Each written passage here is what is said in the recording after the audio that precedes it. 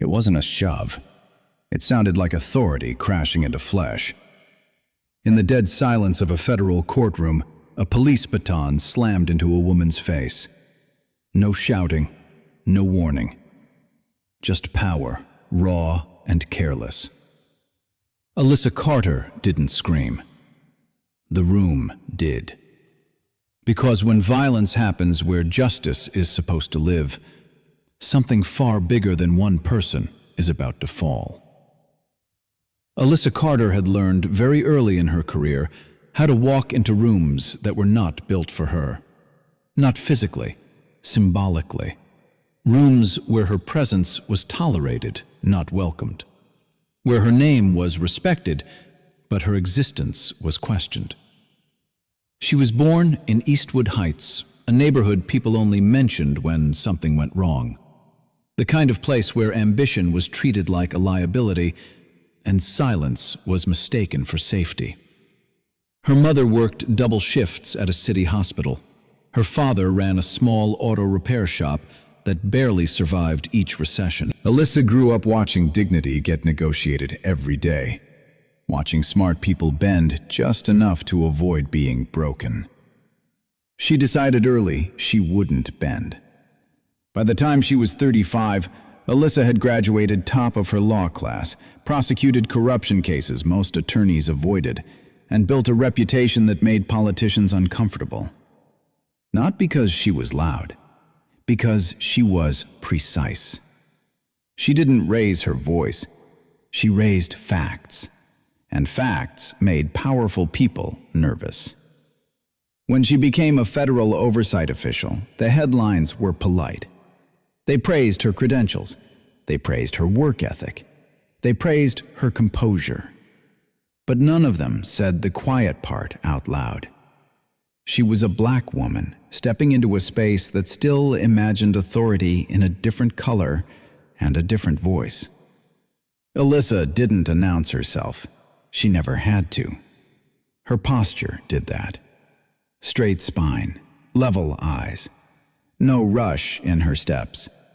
No apology in her presence. She listened before she spoke. And when she spoke, rooms adjusted. That calm wasn't softness, it was discipline.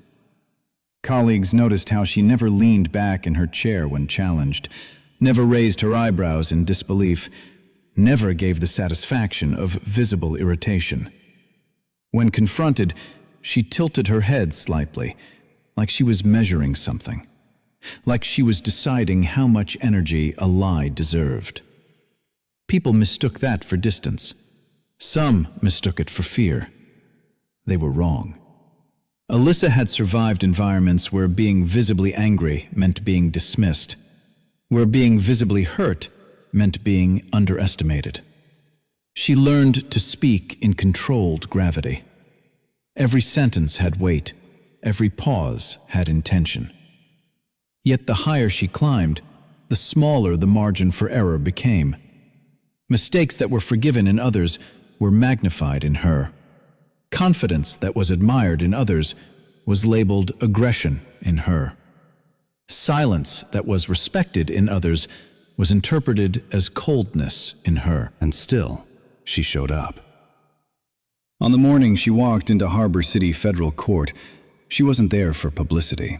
She wasn't there to be seen. She was there because a local family had asked her to observe a case involving police misconduct that had gone quietly unresolved.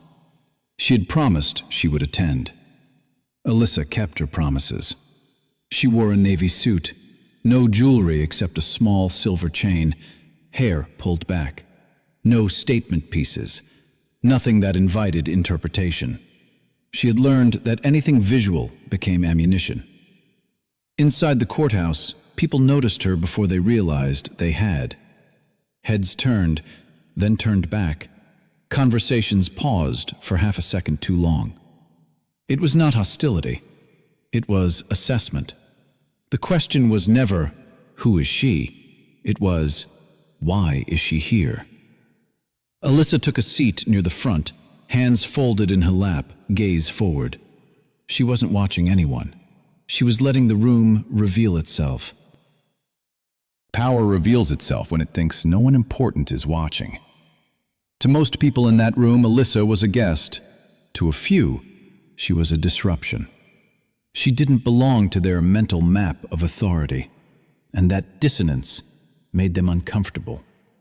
Because in places like this, authority had a pattern, a uniform, a tone, a posture, and Alyssa matched none of it. She was not loud, she was not deferential, she was not invisible. She existed in a space that preferred categories, and she refused to fit cleanly into any of them. Some saw her as a symbol, some saw her as a challenge, some saw her as something that needed to be reminded of boundaries. She had felt that before, in boardrooms, in interviews, in hearings where men spoke over her and later congratulated themselves for being civil. But Alyssa never fought for space emotionally. She occupied it structurally, through preparation, through documentation, through the kind of patience that outlasts intimidation. What people never understood was that her calm was not passive. It was controlled momentum. When Alyssa Carter sat in a room, she was not waiting to be accepted. She was measuring how much truth the room could tolerate. And that morning, in that courtroom, the tolerance was about to be tested. Because she was not just a black woman in a federal space. She was a black woman who could not be dismissed. Not socially, not legally, not intellectually. That combination unsettled people. It was easier to challenge her presence than to challenge her authority. Easier to question her motives than to question her credibility. And when systems feel threatened, they rarely announce it. They respond with small acts first, a look, a tone, a dismissal disguised as procedure, then pressure, then force. Alyssa had seen that progression before. She knew that respect in places like this was conditional, and that the conditions were not written anywhere. She had walked into that courtroom prepared to observe. She did not walk in expecting to become the example. But that is often how change begins, not with intention, with collision. There is a truth most people avoid saying out loud. Abuse of power rarely begins with hatred. It begins with belief. The belief that some people matter more than others. The belief that some people belong and some people are only being tolerated. Bias doesn't always show up as rage. Most of the time, it shows up as comfort. The comfort of not having to explain yourself. The comfort of not having to listen. The comfort of assuming you already know who someone is before they speak. Inside systems of power, that comfort becomes dangerous. Because once a person believes they are above someone else, respect stops being automatic. It becomes optional. And when respect becomes optional, so does restraint. Marcus Holt didn't wake up that morning thinking he would hurt anyone. He woke up believing he already knew his place in the room. He believed the space belonged to him. The badge confirmed it. The uniform enforced it. The system had spent years telling him he was the standard. People like Alyssa were the exception. And exceptions make insecure systems uncomfortable. Bias is not loud. It is efficient. It decides before questions are asked.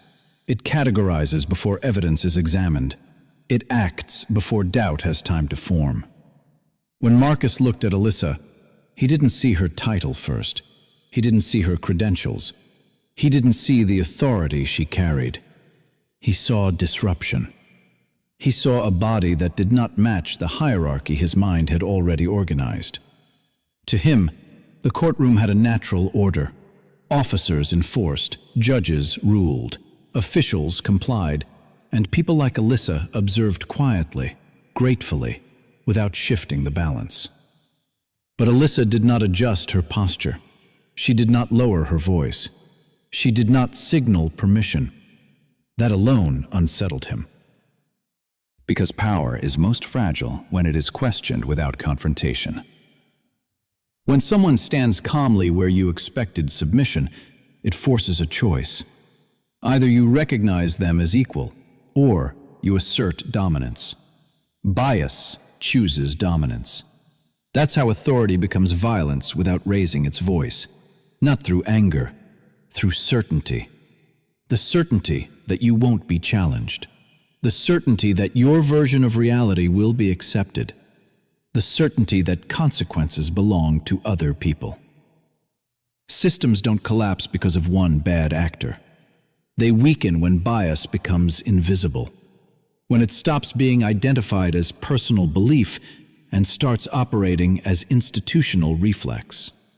When procedures are designed by people who never expect to be questioned, the procedures protect those who look like them. When silence is rewarded, silence becomes policy. When discomfort is ignored, injustice becomes routine. Marcus Holt was not just a man with power. He was a man backed by expectations. Expectations shaped by race, uniform, history, and habit. Expectations that said his authority was normal and Alyssa's was conditional. That imbalance is what gave him confidence. Not courage, confidence. The dangerous kind that doesn't feel dangerous to the person holding it. Bias always feels logical to the one who benefits from it. It feels like order. It feels like tradition. It feels like common sense. But for the person on the other side, it feels like erasure. Alyssa did not walk into that courtroom asking for recognition. She walked in expecting equality. And that difference matters. Equality threatens systems built on hierarchy. It removes the illusion that some people are naturally above others. Marcus didn't react to Alyssa's behavior. He reacted to her refusal to shrink. That refusal disrupted his sense of control, and control is what bias ultimately protects. Because bias isn't about hatred, it's about positioning. It decides who leads, who follows, who explains, and who apologizes. Marcus had never needed to apologize. He had never needed to justify. He had never needed to consider how his actions landed on someone with less institutional protection. Until Alyssa stood there, calm, still, unmoved, not challenging him, just existing where he did not expect her to exist. That was enough. Prejudice doesn't need provocation. It only needs contradiction. When someone breaks the script, bias rushes in to correct the scene. It tightens its grip. It hardens its posture. It turns authority into enforcement, and enforcement into humiliation. What happened in that courtroom wasn't spontaneous. It was structural. It was the collision between a system trained to protect its hierarchy and a woman who refused to accept a lesser place within it. Marcus didn't act because Alyssa was disrespectful. He acted because she was equal, and equality in a biased system feels like rebellion. That's why bias is stronger than law when left unchecked, because laws depend on interpretation. Bias decides interpretation. Bias decides who is believed. Bias decides whose discomfort matters. Bias decides who is allowed to stand tall without being reminded of their place. In that moment, Marcus wasn't enforcing rules. He was enforcing order as he understood it. And that order had never included Alyssa as an authority, only as a presence to be managed. Bias doesn't scream. It calculates. It watches. It waits for silence. Then it moves. The courtroom didn't become violent because law failed. It became violent because belief replaced fairness, because identity overruled responsibility. When a system stops seeing individuals and starts seeing categories, justice becomes conditional. And when justice becomes conditional, power becomes personal.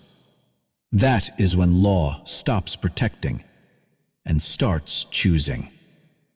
Marcus Holt didn't see himself as cruel. He saw himself as necessary. That was the difference. In his mind, order required pressure. Control required force. And force, when delivered by someone in uniform, stopped being violence and started being policy. He had worn the badge long enough for it to feel like part of his body. It sat on his chest like proof that his instincts were correct, that his judgment was final, that hesitation belonged to civilians, not to him. When Marcus walked into a room, he didn't adjust to it. The room adjusted to him. Chairs shifted, voices lowered. People made space without being asked, not because he demanded it, but because he expected it. And expectation, when repeated often enough, becomes authority. That was how the badge worked for him. It didn't remind him of responsibility. It reminded him of permission. Permission to interrupt, permission to correct, permission to decide who mattered in that moment. Most people never challenged that. They complied. They explained. They softened their tone. They negotiated their dignity in small pieces, hoping to pass through without friction. Marcus took that as confirmation. Confirmation that he was right, that his position was natural, that his power was earned. But Alyssa didn't bargain with her presence. She stood where she stood. She spoke when it was her turn. She didn't ask for space. She occupied it. And that was the first thing Marcus read as defiance. Not because she was loud, not because she was aggressive, but because she didn't make herself smaller. To someone who mistakes dominance for order, equality feels like disrespect. Marcus had built his identity around the idea that he kept chaos out, that he was the line between safety and disorder, that without people like him, the world would fall apart. That belief gave him comfort. It also gave him justification.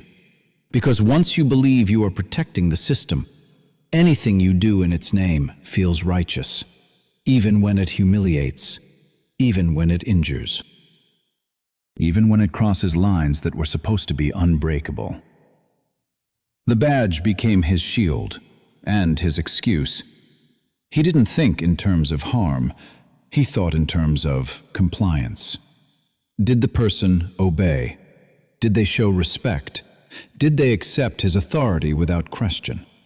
When they did, he moved on. When they didn't, he corrected. Correction in his world was not conversation. It was demonstration. A reminder of who held power. That was the danger. Because when power becomes personal, law becomes optional. Marcus didn't believe he was above the law. He believed he was the law's extension, its hand, its voice, its edge. So when he looked at Alyssa, he didn't see a peer. He saw a problem. Not because of her title, not because of her position, but because she stood without asking. Her calm didn't soothe him, it challenged him. Her silence didn't de-escalate, it exposed him. Because the more composed she was, the more obvious his aggression became. And aggression, when seen clearly, loses its disguise. That was why his posture changed, why his tone sharpened, why his movements became deliberate. He was reasserting the hierarchy he believed was slipping. In his mind, he wasn't humiliating her. He was restoring balance. But balance built on humiliation is not balance. It's domination. The badge didn't make him powerful. It made his bias actionable. It took private belief and gave it public authority. It took assumption and turned it into procedure. It took prejudice and wrapped it in legitimacy. Marcus had never needed to consider how his actions would be read by someone without his protections. He had never been asked to imagine himself on the receiving end of his own certainty. That blind spot was his greatest asset and his greatest flaw. Because the more he relied on the badge to define right and wrong, the less he relied on conscience. Conscience requires doubt. Marcus had none. He moved through the world with the confidence of someone who had never been corrected by consequence, only by paperwork, only by internal reports, only by quiet warnings that never followed him home. Each time he crossed a line and nothing happened, the line moved.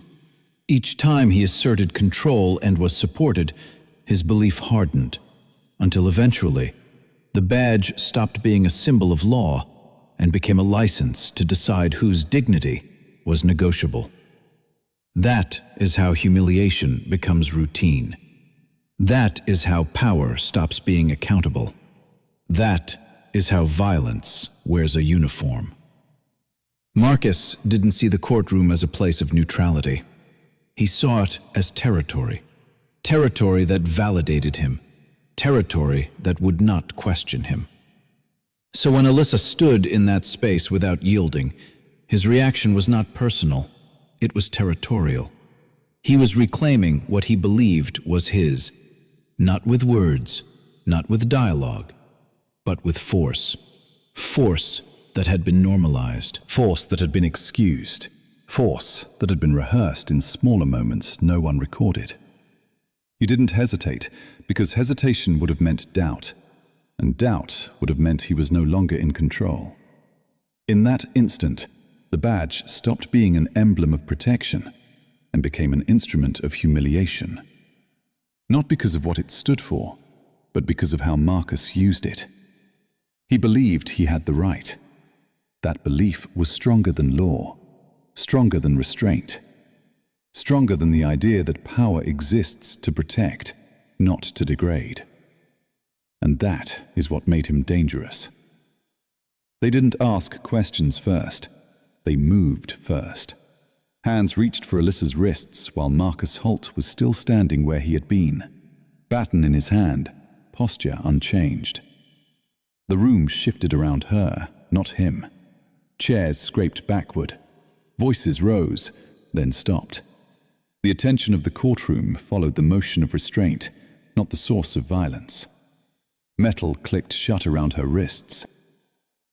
Not because guilt had been proven, not because facts had been reviewed, but because momentum had already chosen its direction. Alyssa didn't pull away. She didn't raise her voice.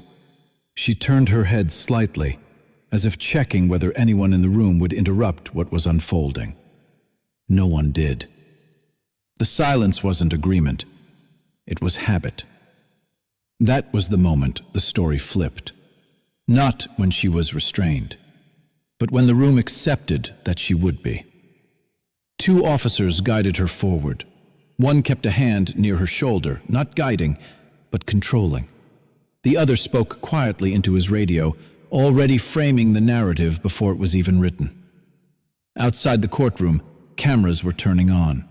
Inside, paperwork was already beginning. Marcus Holt was not placed in cuffs. He was placed behind colleagues, protected by proximity, shielded by routine. Someone touched his arm and spoke low, not as a reprimand, but as reassurance. Step back. We've got this. That sentence carried weight. It meant he was still one of them. It meant the system had decided who needed containment and who needed cover. Alyssa was escorted through a hallway she had walked many times before, but never like this. Her shoes sounded louder now, not because the floor had changed, but because control had. A few staff members looked away. One paused, then turned back to their screen. Another shifted their bag from one shoulder to the other, as if physical movement could replace moral movement. No one asked what had happened. No one asked who had started it. They only asked where she was being taken. Outside, the air was sharper. The press moved faster than the truth ever could. A microphone appeared before she reached the transport vehicle. "Ma'am, is it true you attacked an officer?" The question was clean, simple, framed. It assumed the conclusion.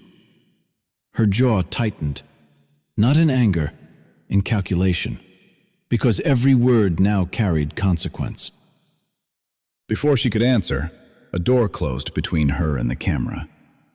The first headline would appear before the vehicle reached its destination, and it would not mention the baton. Inside the car, Alyssa sat still.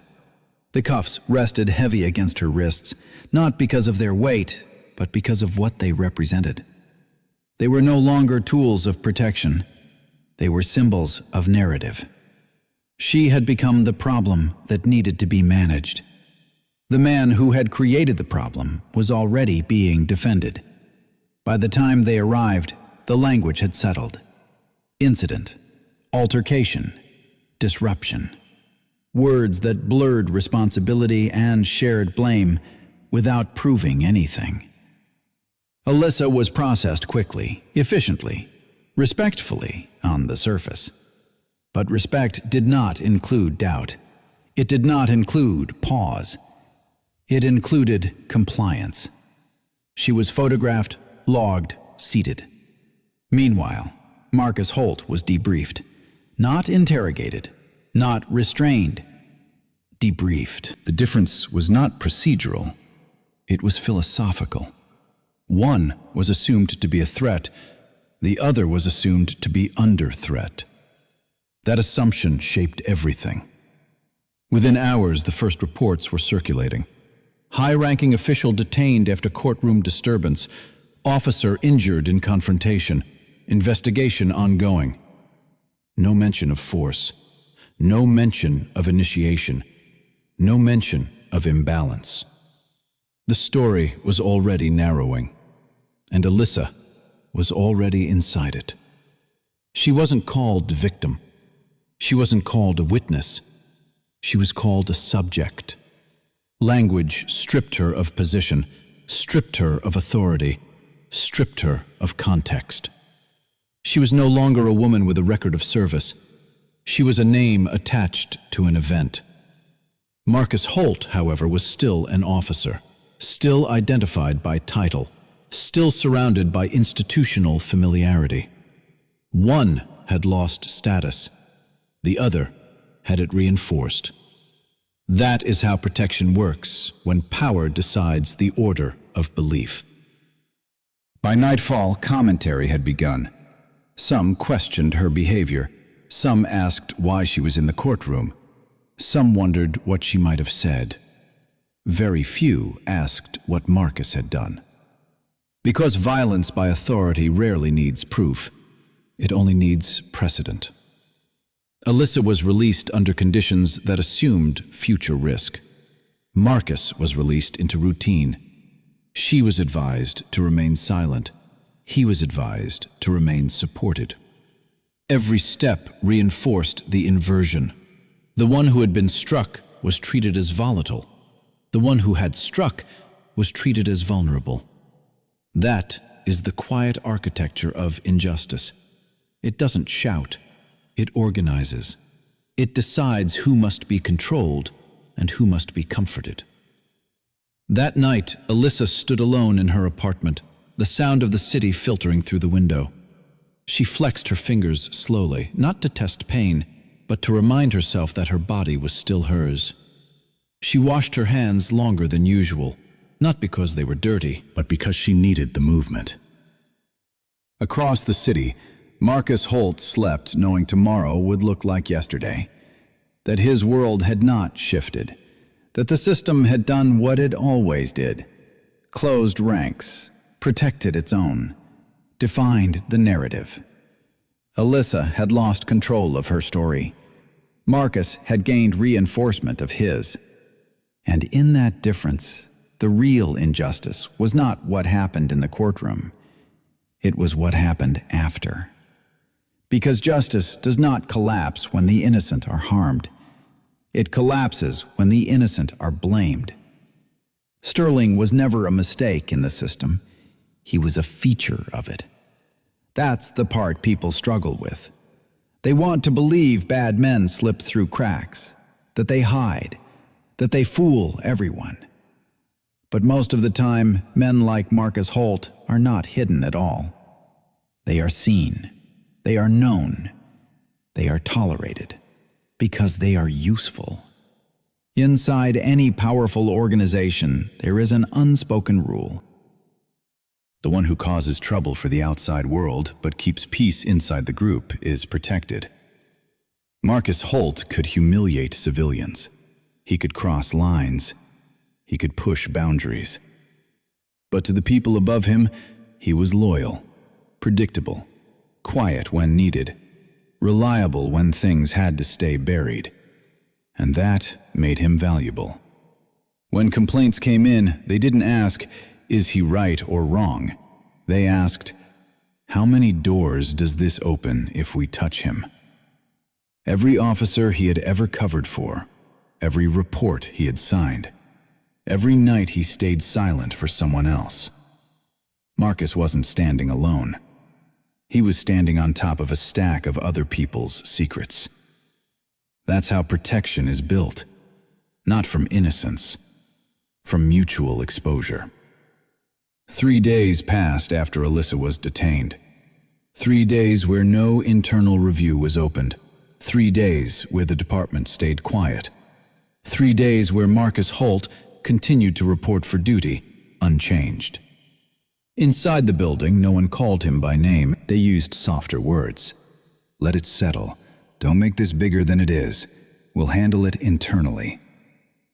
Those phrases sound calm, responsible, mature, but they all mean the same thing: delay. Delay is power's favorite weapon, because truth weakens over time while routine grows stronger. Inside a system, time is not neutral. It protects the one already in position. Marcus knew this, not because he studied it, but because he had lived inside it long enough to trust it. He didn't panic. He didn't run. He didn't reach out to a lawyer. He showed up. That alone told you everything. A guilty man hides. A protected man reports to work. Inside the department, meetings were held without being named meetings. Hallway conversations, closed doors, quiet reassurances. This could get messy. We can't let this turn political. She has influence. So do we. Notice the language shift. Not justice, not truth. Influence. This was no longer about what happened. It was about who could survive the consequences. Marcus was no longer just a person. He was a liability calculation. And removing him wasn't an ethical question. It was a strategic one.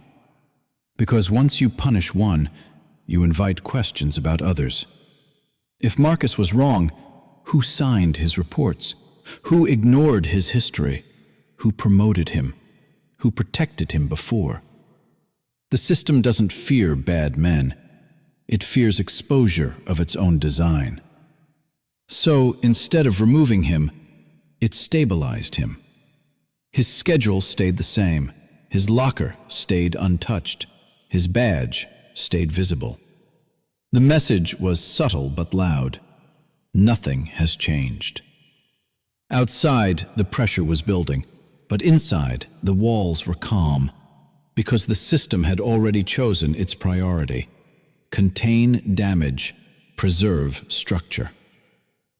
Alyssa, on the other hand, had become unstable terrain. She represented unpredictability, questions, risk. That made her dangerous. Not because she had power, but because she had credibility. The longer Marcus remained untouched, the more it sent a signal. If you speak, you will stand alone. If you stay silent, you stay safe. That's how bad men live long lives in good institutions. They don't dominate, they align. They don't attack the system, they embed inside it. Marcus Holt didn't need to be protected by force. He was protected by fear of unraveling. Every file tied to him was a thread. Pull one, and others followed. That made him untouchable. Not because he was strong, but because too many people had helped him stay standing. A system can survive one criminal. It cannot survive accountability spread evenly. That is why it hesitates. That is why it delays. That is why it pretends complexity when the truth is simple. He stays because too many people need him to stay. By the end of the week, the tone inside the department had shifted, not toward resolution, toward fatigue. This is dragging. We need this to cool down. Let the media move on. They weren't hoping for truth. They were hoping for boredom. Because outrage has a lifespan, and silence knows how to wait. Marcus understood this without ever saying it. He walked the halls as he always had, his posture unchanged, his tone steady, no visible signs of pressure. That confidence wasn't arrogance, it was conditioning. The system had trained him. It had taught him that nothing truly happens to men like him, at least not quickly, at least not publicly, and usually not at all. The danger wasn't Marcus Holt. The danger was the comfort around him, the nods, the closed doors, the gentle handling of a man who had caused harm. That is how violence becomes normalized, not by brutality, by familiarity. Marcus wasn't being protected because he was innocent. He was being protected because his removal would cost too much. It would cost promotions. It would cost reputations. It would cost careers built on silence. And systems do not sacrifice themselves for truth. They sacrifice truth to protect themselves. That is why men like Marcus Holt don't fall early. They don't fall because they are defended. They fall only when the truth becomes louder than the system's ability to absorb it. And at this point in the story, the truth was still alone. The system didn't crack because of a lawsuit. It cracked because of a phone. Not a badge, not a title, not a press conference. Just a phone. Evan Miller had been in that courtroom for the same reason many people were. Routine, paperwork, a seat in the back. Nothing special, nothing heroic. He wasn't looking for history. He was looking at his schedule. But when the baton moved, his hand moved faster, not with courage, with instinct. His phone was already out before his mind decided what it meant. The screen caught what the room tried to ignore. The frame didn't ask permission. It didn't care about rank. It didn't wait for approval. It just recorded. That was the moment power lost its monopoly on truth. Evan didn't announce it, didn't wave it, didn't make a sound. He held still. That was the hardest part. Holding still while something inside you tells you to disappear, to shrink, to not become involved. But his thumb never stopped recording.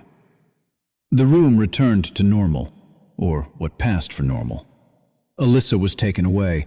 Marcus was surrounded. Voices dropped, movement slowed. And inside Evan's pocket, a different version of events was already sealed. He walked out like everyone else. No one stopped him. No one checked his phone. No one suspected him. Because the system doesn't look for resistance from ordinary people. It looks for threats from power. That night, Evan sat in his apartment with the lights off. The phone rested on the table like something fragile. Not because it could break, but because what it carried could. He watched the clip once, then again. Then he turned the sound off and watched it again. The motion was undeniable. The distance was undeniable. The imbalance was undeniable. There was no context needed, no interpretation required, no narrative shaping possible. It was truth in its most dangerous form. Simple, unfiltered, unarguable. Evan didn't sleep much, not because of fear, because of choice. Every time he closed his eyes, the same question surfaced. Do I send this? And to who? He understood something most people don't. Evidence isn't power until it's placed in the right hands. In the wrong hands, it disappears, gets buried, reframed, reclassified. He waited. 2 days passed. The headlines grew louder. The story leaned further from reality. Alyssa was painted as unstable. Marcus was painted as restrained, professional. Evan watched the gap widen. By the third morning, he made a decision that would change everything. Not a loud one, not a dramatic one, a quiet one. He copied the file. Then he copied it again. Different formats, different devices, different locations. Because one file can be erased, 3 become risk. He didn't send it to the media first. That would have made it spectacle before it became accountability. He sent it to someone who understood law, process, consequence. Someone who couldn't pretend it was nothing. When the file was opened, there was no response for a long time. Not disbelief, not denial. Silence. The kind of silence that means the world has shifted slightly and the person is recalculating their position inside it. By noon, internal alarms began to ring. Quietly. No announcements, no press releases. Just movement behind closed doors. The first thing that changed was Marcus Holt's schedule. Not cancelled, adjusted. That alone told you the video had landed. Evan didn't know that yet. He was at work, moving through the same routines, pretending his phone wasn't the most dangerous object in the city. Because that's how change begins. Not with chaos, with stillness.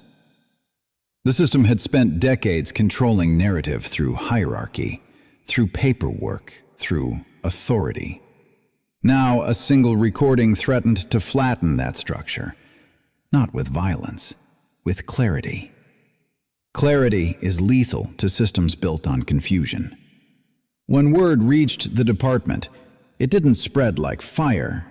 It spread like pressure. Slow, heavy, silent. People started asking different questions. Not, did he do it? But, who else saw this? Not, can we deny it?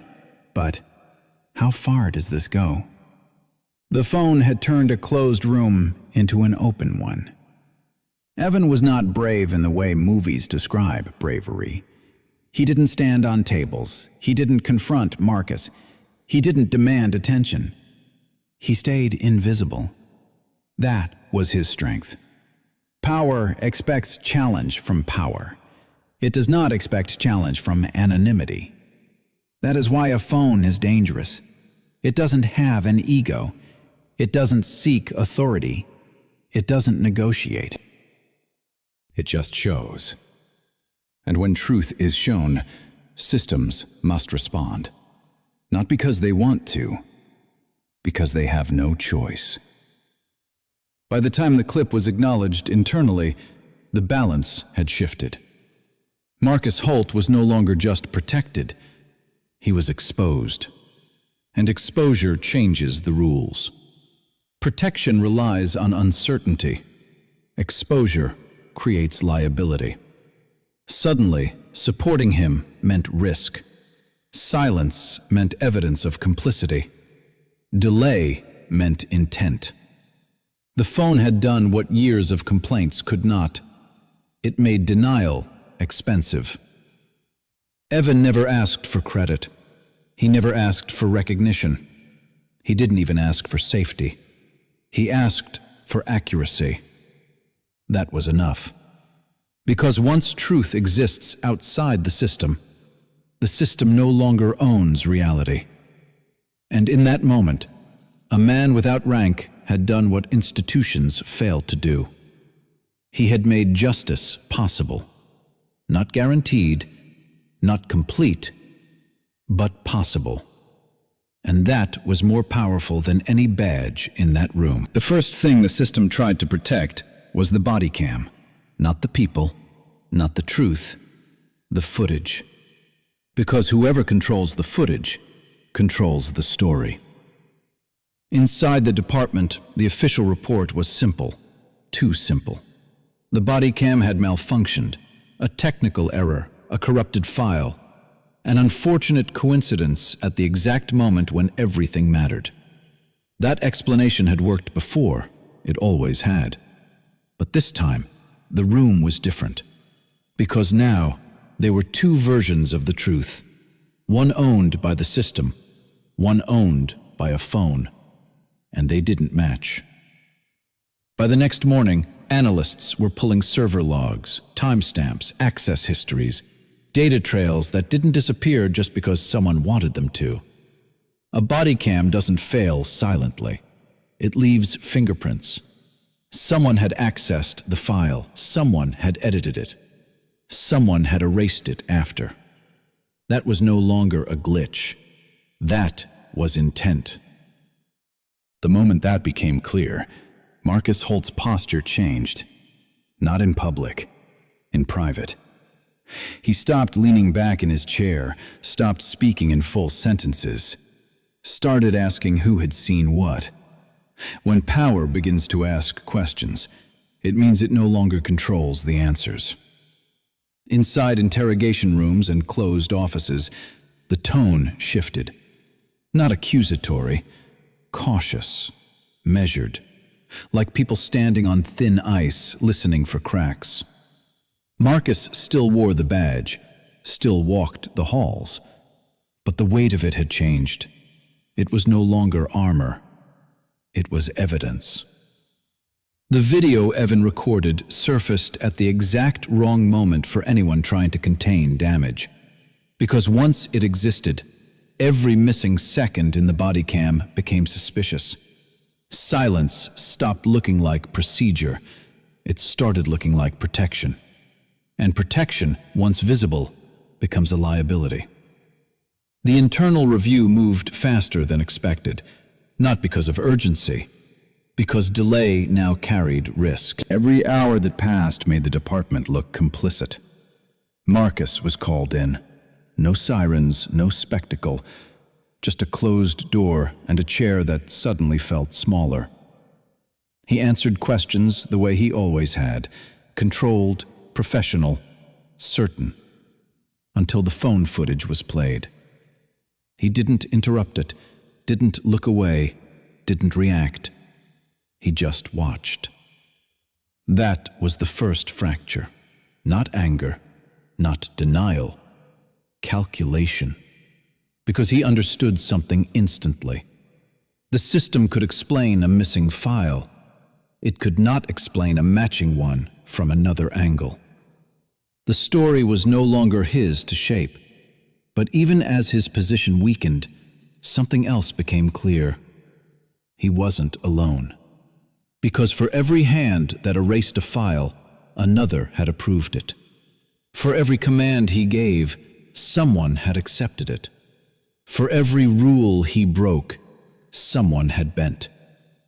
The truth was rising, but it was rising into a structure built to absorb shock.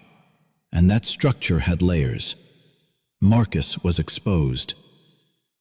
But exposure is not the same as accountability. Not yet. Outside the building, people believed the battle was nearly over. A video had surfaced. The body cam deletion was revealed. Surely justice would follow. But inside, the question had already changed. Not, did Marcus do it? But, How far does this go if we let it? The system now faced a choice it hated more than guilt: transparency. Because transparency doesn't stop at one name, it moves outward. It touches supervisors, prosecutors, technicians, administrators. It turns silence into participation. Marcus sensed that shift. His confidence no longer came from power. It came from uncertainty, from the hope that the system would choose containment over truth. And for a moment, it looked like it might. Statements were prepared, language softened, responsibility became abstract. Processes were blamed, procedures were blamed. Nobody was named. The truth was visible, but it wasn't complete. Alyssa was still in custody. Marcus was still free. That contrast was impossible to ignore. One person had endured violence and restraint. The other had erased evidence and walked the halls. The imbalance screamed. And it revealed something dangerous. The system was willing to show the truth, but only the part that didn't threaten itself. Marcus was cracking, but the structure around him was still standing. That was the moment people began to realize the problem wasn't one man. It was permission. Permission granted through silence, through delay, through careful language. The truth had entered the room.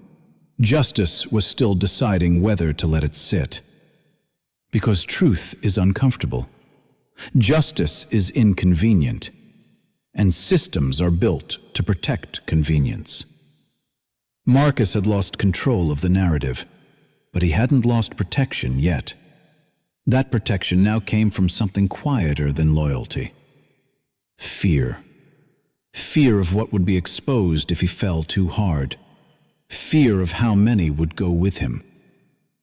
And that fear bought him time. Not safety, time.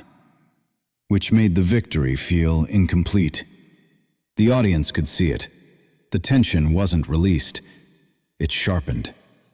The footage had proven the violence. The erased body cam had proven the cover-up. But the chain above Marcus remained untouched. And as long as that chain held, justice was still partial. Truth had surfaced, but responsibility had not climbed high enough. The system had acknowledged the wound. It had not accepted the cause. And until it did, the story was not finished. People like to believe justice has a uniform, a black robe, a raised bench, a wooden gavel that comes down and makes everything fair again. They believe that once a judge enters the room, the truth automatically follows. But justice doesn't live in the chair. It lives in the person sitting in it. And that difference matters more than most people are willing to admit. Because a judge doesn't have to hit anyone, doesn't have to shout, Doesn't have to erase a file. All they have to do is look away. And looking away is powerful. In the days after the body cam deletion was exposed, attention turned upward. Quietly at first, in whispers, in side conversations that stopped when doors opened. Because now, the question wasn't just what Marcus Holt had done. It was who had allowed it to stand. Every ruling, every sealed document, every delayed hearing, they stopped being neutral acts. They became choices. A judge had the power to demand the original footage. A judge had the power to challenge the report. A judge had the power to ask why evidence vanished at the exact moment it became dangerous. And that power had been unused. Not once, not twice, repeatedly. Silence is never empty. It always protects something. Inside the courthouse, people began to realize the danger wasn't only in what had happened. It was in how comfortable everyone had become with not touching it. Files were stamped. Motions were denied. Deadlines were extended. all in the name of procedure. But procedure, when misused, becomes camouflage. The judge had never struck Alyssa, never ordered Marcus to raise his baton, never deleted the footage. But the system didn't need the judge to be violent. It needed the judge to be quiet. And quiet is easier. Quiet feels professional. Quiet feels neutral. Quiet feels safe. But quiet has consequences. When a judge chooses not to look closely, the harm doesn't disappear. It travels, it grows, it gains legal cover. Violence becomes paperwork. Abuse becomes delay. Truth becomes inconvenience. And inconvenience is the one thing systems work hardest to remove. In private chambers, the air shifted. Conversations slowed. Words were chosen more carefully. Because for the first time, people understood something uncomfortable. The robe was no longer invisible. It was visible. And visibility brings accountability. Judges are used to being observers. They are not used to being examined. But now, the question wasn't whether Marcus Holt had crossed a line. The question was how many times the line had been noticed and ignored. Every case he had touched came under review. Every report that passed through the court gained weight. Patterns began to appear. Not explosive ones, subtle ones. Unusual dismissals, fast approvals, delayed responses. Each one small enough to defend. Together, impossible to deny. This was no longer about one officer. It was about a system that had grown comfortable delegating its conscience. Because when power is divided, responsibility gets diluted. Marcus had a baton. The court had a gavel. One acted, the other legitimized. And legitimacy is more dangerous than force. Force ends. Legitimacy stays. It shapes records. It shapes memory. It decides which stories survive. A judge doesn't need to strike anyone to shape a life. They just need to decide which truths are allowed to breathe. And for too long, certain truths had been held underwater. That was the moment when justice stopped feeling automatic. It started feeling fragile. Because if the people entrusted with fairness could choose silence, then fairness was not guaranteed. It was conditional. And conditions can be broken. This realization unsettled the building more than any protest ever could, not because it was loud, but because it was precise. It asked a question no one wanted to answer. If violence requires force, and silence allows violence, which one is more dangerous? The judge had always been seen as the final shield. Now the shield was being tested. And cracks don't appear all at once. They show themselves when pressure becomes unavoidable. Inside the courtroom, posture changed. Eyes lingered longer on documents. Hands hesitated before stamping approval. Not out of courage, out of fear. Fear of being remembered not as a guardian of law, but as an accessory to harm. Because history doesn't measure intent. It measures effect. It doesn't ask what you meant to do. It asks what you allowed to happen. And allowing is an action. It always has been. Justice is not only broken by fists. It is broken by hesitation, by convenience, by decisions made in the name of order instead of truth. When a judge refuses to look deeper, violence gains a longer reach, not by strength, by legality. That is the danger. The baton is loud. The robe is quiet. But the robe carries farther. That was the shift. The moment the system began to understand that accountability was not finished with Marcus Holt, it was only beginning. Because if justice was going to be complete, it had to climb higher than the man who held the weapon. It had to reach the people who made his actions survivable. And that realization changed everything. Not because it promised punishment, but because it demanded responsibility from those who had never expected to be questioned at all. Margaret Holt did not arrive with lawyers or cameras. She came alone, carrying a small envelope like it weighed more than it should. She was not shaking. She was steady, but her steps were slow, measured, as if each one had to be chosen. Inside the building, she waited longer than anyone expected, not because she was ignored, because people did not know how to receive her. She was not a witness, not a suspect, not a protester. She was a mother, and mothers don't usually walk into places like this to accuse their own sons. When she finally spoke, her voice did not rise. It lowered. The kind of voice people use when they are done protecting themselves. She placed the envelope on the table. Inside was a USB drive, not the one Evan had, another one, older.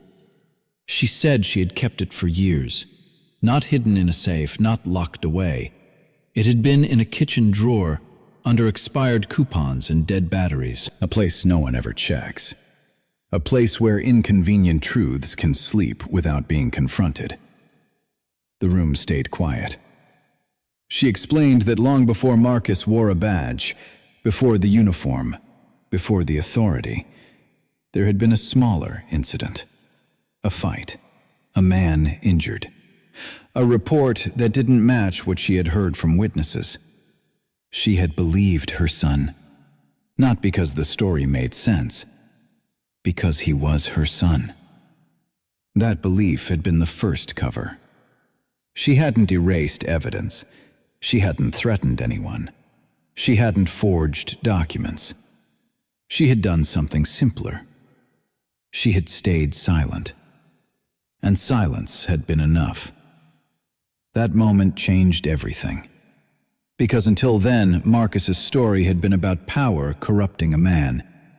Now it became about protection, teaching him he would never fall. Margaret did not cry when she said it. She did not ask for forgiveness. She did not ask for mercy. She asked for truth to be heavier than blood. The USB contained audio. Short clips, dates. A voice that matched Marcus's younger, less controlled tone. Arrogant, certain, untouchable. The pattern was there, not explosive, predictable. Mistakes, excuses, protection. She had not intended to raise a man who believed rules were optional, but she had taught him that love could be a shield, and shields, when used too often, become weapons. She admitted she had once convinced a neighbor not to speak, that she had asked questions that guided answers, that she had called someone who knew how these things work. It had not felt like corruption. It had felt like motherhood. That was the danger. Because corruption doesn't always begin with greed. Sometimes it begins with fear. Fear of losing a child. Fear of shame. Fear of a future that cannot be controlled. Margaret had chosen her son. Now she was choosing everyone else. The room did not move. No one reached for the USB. No one interrupted her. Because this was not just evidence, it was confession. Not of a crime, of complicity. She said she had watched the news about Alyssa and felt something break that she could no longer repair. That the story sounded too familiar. That the words sounded rehearsed. That she recognized the tone of someone who knew protection was coming. She had created that tone once, and she could not live with it twice. When she finished, she stood back from the table, not to leave, to remove herself from what she had brought, as if to say, "The truth now belongs to you." This was not betrayal. This was accountability. And accountability costs more than loyalty ever does. She did not ask what would happen to Marcus. She already knew. She asked what would happen if she stayed quiet again. No one answered. because there was no safe answer left. In that moment, the story stopped being about a corrupt officer. It became about inheritance, about how power is passed down not through rules, but through what is tolerated. Marcus had not learned entitlement alone. It had been practiced for him, softened, protected, normalized. Margaret had not been the system, but she had fed it, and now she was starving it. The USB was taken, carefully, without ceremony. Not because it was small, because it was heavy.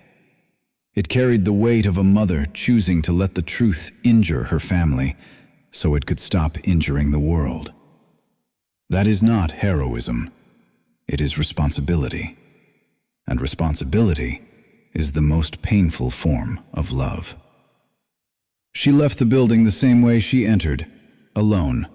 No applause, no recognition, no comfort.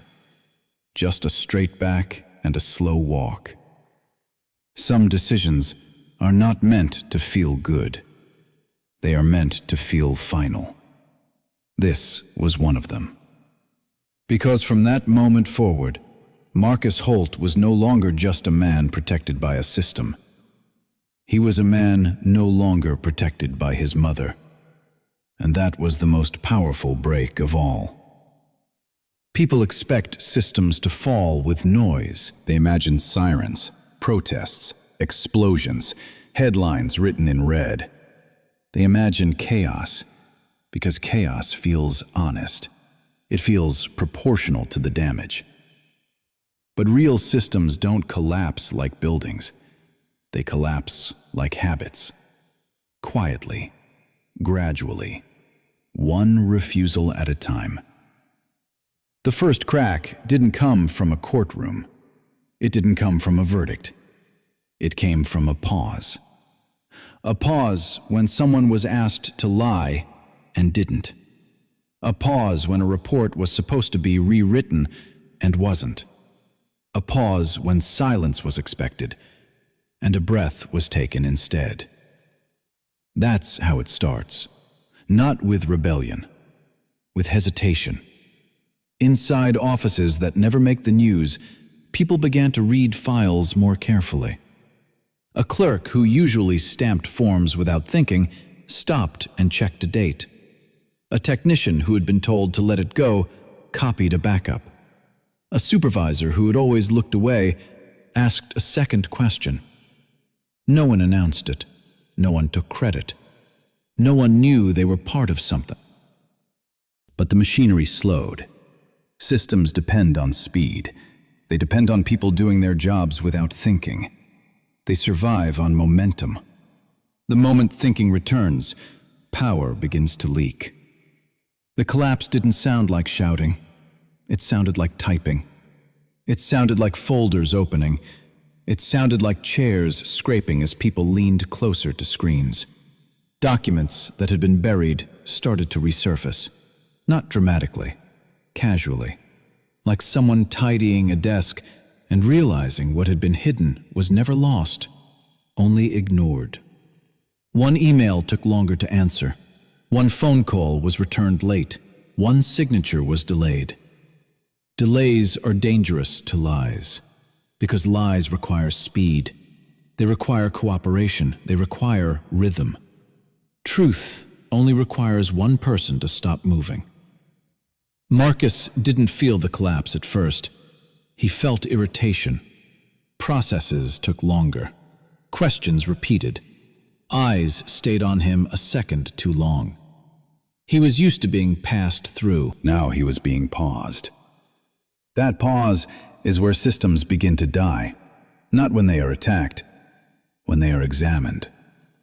Somewhere in the building, someone stopped calling him officer and started using his full name.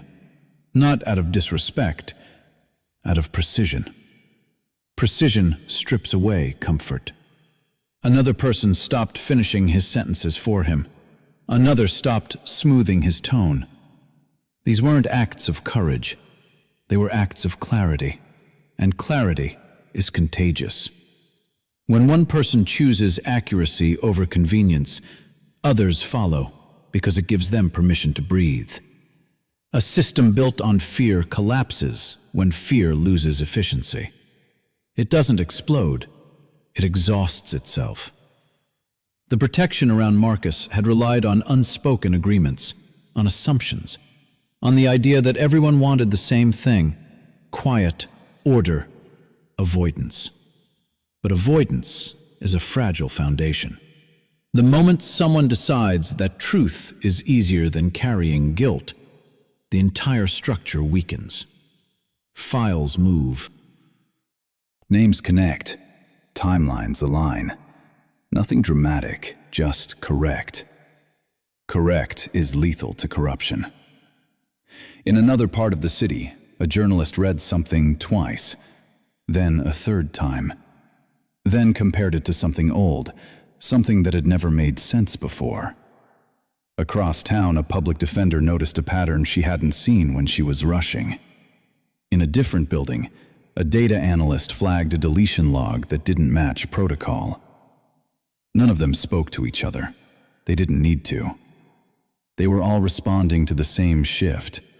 The shift from "this is how it is" to "this is not how it should be." That shift doesn't roar. It whispers. It whispers until it becomes unavoidable. The strongest systems don't fear violence. They fear attention. Because violence can be labeled. Attention cannot. Marcus began to feel it in the way rooms went quiet when he entered, not out of respect, out of measurement. People were no longer reacting to him. They were observing him. Observation is the first step toward judgment, and judgment is the one thing power cannot survive. The collapse wasn't in one office. It was in dozens, in 100 decisions that suddenly became deliberate. Someone chose to log instead of ignore. Someone chose to archive instead of erase. Someone chose to remember instead of forget. That is how a wall comes down, brick by brick, uncelebrated, unnoticed, until one day it is gone. People talk about heroes, but systems don't fall because of heroes. They fall because ordinary people stop lending their hands to what they know is wrong. No applause, no speeches, just quiet refusal. And quiet refusal is unstoppable. The most dangerous thing to corruption is not anger, it's fatigue. The fatigue of carrying lies. The fatigue of pretending not to see. The fatigue of protecting something that no longer deserves protection. Once that fatigue sets in, power dissolves. Not in flames, in paperwork. Not in crowds, in inboxes, not with a bang, with a timestamp.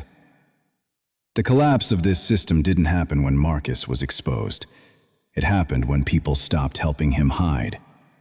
And that moment is never loud. It's silent, final, unapologetic. Because silence, when chosen by conscience, is not absence. It is resistance. And resistance doesn't need a stage. It only needs consistency. That is how systems truly fall. At some point, the question stopped being what Marcus deserved. It became what the system was becoming. Because punishment is easy. It satisfies something simple. It feels clean.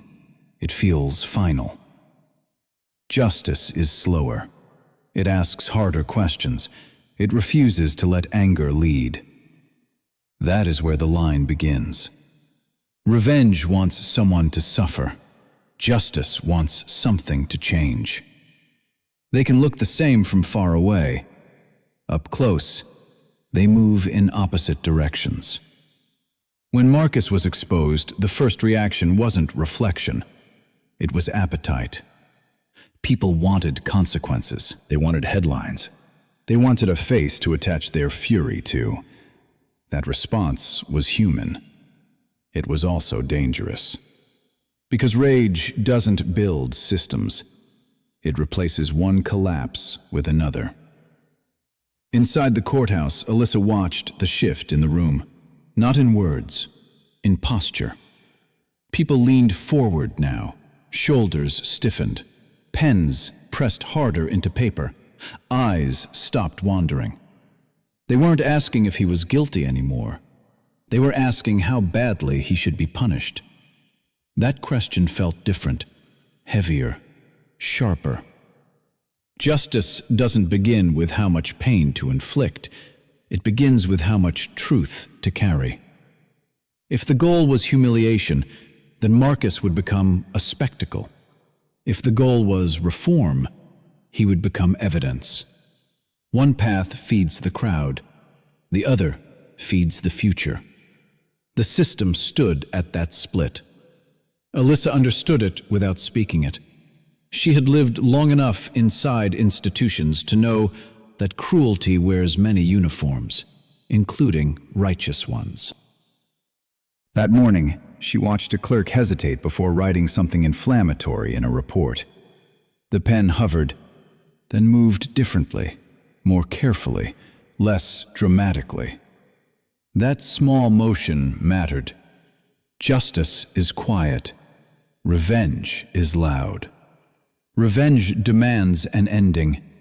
Justice demands a beginning. Marcus sat across from attorneys who no longer treated him like a shield. Their tone had changed. Their questions were slower, precise, measured. They weren't trying to destroy him. They were trying to understand the damage he had helped normalize. That difference stripped him of something deeper than pride. It stripped him of narrative. Revenge would have made him a monster. Justice made him a mirror. And mirrors are harder to face. Outside, some wanted blood. Inside, the work was heavier. Because punishment closes a story, reform opens one. If Marcus was simply removed, nothing learned. If Marcus was examined, everything exposed. Justice was never about him alone. It was about what had allowed him. Revenge ends with relief. Justice begins with responsibility. The crowd wanted speed. The system needed patience. Justice doesn't rush because it knows what happens when power moves faster than conscience. That's how abuse begins. Alyssa stood in silence as arguments sharpened. Some called for maximum sentences, others demanded total disgrace. The language grew theatrical, emotional, certain. That certainty felt wrong, because certainty doesn't ask if it is right. It only asks how loud it can be. Justice asks who it will protect tomorrow. The question wasn't how far Marcus should fall. It was how far the system was willing to rise. If his punishment became a show, then nothing had changed. If his accountability became a lesson, then everything had. Justice does not humiliate. It educates. Revenge isolates. Justice transforms. The difference is not visible in a verdict. It is visible in what follows. A courtroom can punish a man. Only integrity can heal a culture. Alyssa understood that this was the moment that mattered more than any arrest, more than any clip, more than any confession. This was where they decided whether this story would end as spectacle or begin as correction. Justice required restraint. Revenge required permission. One demanded courage, the other demanded applause. When the arguments cooled, when the room exhaled, something subtle shifted. Language softened. Not in mercy, in precision. Words became accurate instead of emotional. Actions became deliberate instead of dramatic. That was justice taking its first step, not forward, downward, into truth. Marcus wasn't spared, he was measured, and being measured is more terrifying than being hated, because hatred simplifies, measurement exposes. Justice doesn't give satisfaction, it gives accountability. It does not ask, how do we hurt him? It asks, how do we make sure this never happens again? That question is heavier than any sentence. Revenge ends a life. Justice reshapes a system. The knife edge between them is intention. If pain is the goal, it is revenge. If protection is the goal, it is justice. The crowd wanted closure. Justice wanted continuity. Alyssa watched the room settle into something unfamiliar. Not silence. Discipline. Discipline is the language of justice. No cheering, no triumph. Just responsibility. Because justice doesn't celebrate. It commits. And commitment is what changes a future. Revenge would have given them a moment. Justice was giving them a direction. That was the real verdict. No one wins alone. Not in court. Not in history. Not in a system built to outlive any single person. What happened to Alyssa was never just about Alyssa. What happened to Marcus was never just about Marcus. What happened in that courtroom was never just about one case. It was about what people choose to protect when the truth gets uncomfortable. Power doesn't live in a badge. It doesn't live in a bench. It doesn't live in a title. Power lives in what survives exposure. Marcus had power because silence protected him. The system had power because people assumed it was unbreakable. That power faded the moment truth stopped being optional. But truth alone is not enough. Truth needs carriers. Truth needs witnesses. Truth needs people willing to be smaller than the system and still stand. Alyssa didn't win because she was strong. She won because she stayed present when it would have been easier to disappear. Evan didn't change anything because he was brave. He changed everything because he refused to look away. Margaret didn't become heroic because she spoke. She became honest because she stopped hiding. None of them were perfect. None of them were fearless. None of them were certain of the outcome. They were just unwilling to let silence make decisions for them. That is how systems shift, not through collapse, through refusal. Refusal to accept convenience, refusal to accept tradition without question, refusal to accept that survival is the same as justice. The court did not transform in a single ruling. The police did not reform in a single investigation. The public did not awaken in a single headline. But something changed. A pattern cracked. A rhythm broke. A precedent shifted. Not because someone fought harder, because someone stayed honest longer. Justice doesn't belong to heroes. It belongs to persistence. Real courage is not loud. It doesn't announce itself. It shows up repeatedly. It asks, what happens if I don't stay silent today? And then it acts. Alyssa did not seek to become a symbol. She became one because she refused to become invisible. The system did not ask to be questioned. It was questioned because it was no longer trusted blindly. Truth is not powerful by nature. It becomes powerful when people carry it forward. That is why no one wins alone. One person exposes, another protects, another records, another testifies, another refuses to forget. Change is collective. Justice is communal. If Alyssa had stood alone, she would have been erased.